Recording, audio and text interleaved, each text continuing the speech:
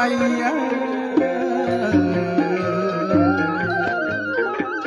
រូបមានបារមីយាងមកគ្មានថ្មីលោកជួយប្រាំព្រម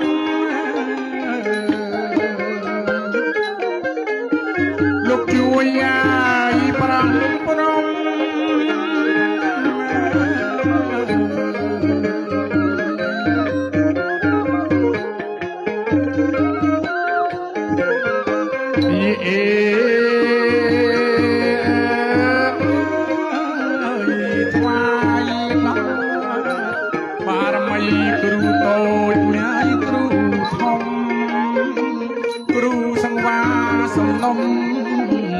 មានរតនាចេស្តាសូមលោកយាងមកជួយថែរក្សា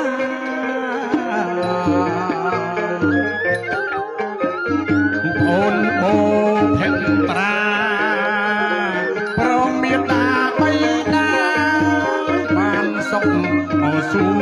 ស្ដីអី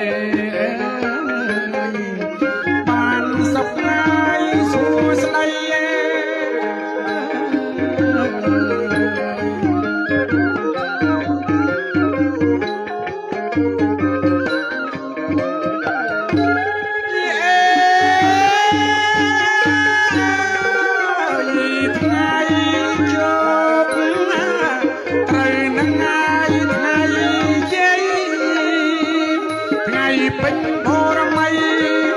ជោគជ័យថ្លៃថ្លាលោកហើយលោ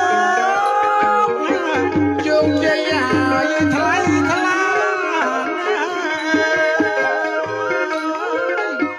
លោកអូនបូភេន្ត្រា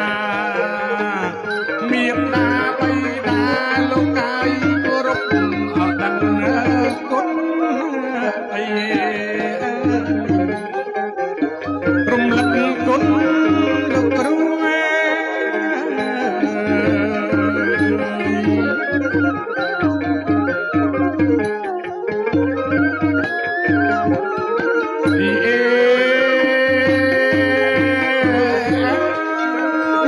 ថ្វាយ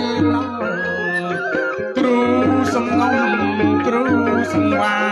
យខាងមេត្តាបៃតាមានរតនាបារមីសូមលោកយាងមកប្រាស់ព្រំម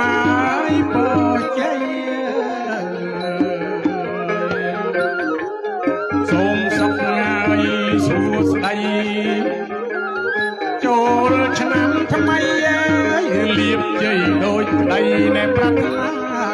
លោកកើតមានដល់ផងភេន្ត្រា